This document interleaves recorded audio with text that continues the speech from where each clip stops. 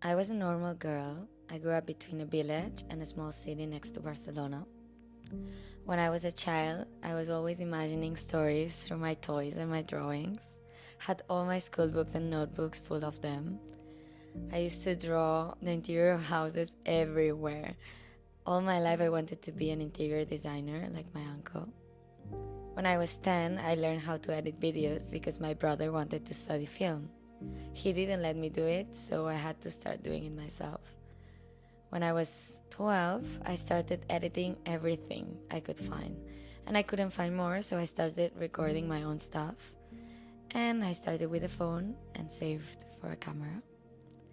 When I turned 14, I only used social media for my friends, but YouTube was a part of all that. And it was the thing in that moment. So I didn't care and just posted whatever I wanted.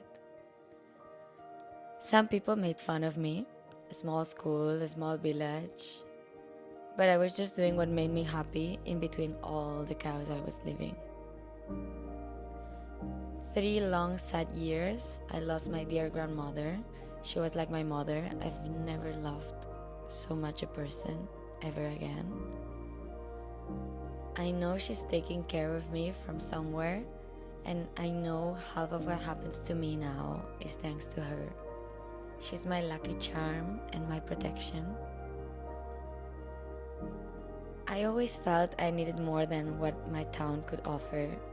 My family situation felt a bit suffocating, and during the pandemic, I decided that I was going to move to Madrid. I was 17, naive, and with a lot of curiosity for life. I used every second of my time there. Worked, fell in love for the first time, partied, worked, broke up, met 2,000 people, partied again, and met my current agent in one of those. Some months before, Prada contacted me to do a collaboration with them. Then everyone else seemed to have their eyes on me. I felt a pressure, but it was kind of nice. And starting with Fabrizio, he had his eyes on me. That October was the craziest month I've ever lived, 2022. I moved alone, I broke up with my ex-girlfriend, signed with my new agent, booked a flight to Asia, spent 1 month and a half there, and went straight to my first fashion week. I was not expecting to go to a fashion week. It was never a dream. I didn't consume fashion week blogs. I have always loved fashion and art. And it was a thing that was offered to me to go there.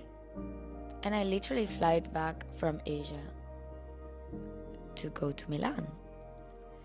And I let myself out of that comfort zone. I battled so much with my imposter syndrome. I felt so much smaller than everyone else in those rooms, but I really trusted myself and what I was able to do.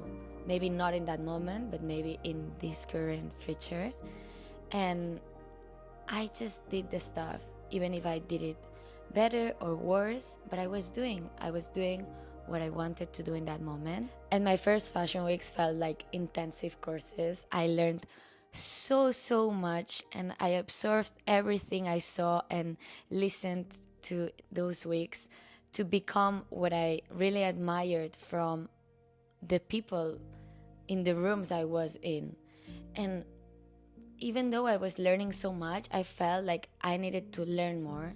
So that's when I decided I wanted to continue studying. I wanted to move to Paris and be here and learn from really the fashion industry and all the creatives around me till now.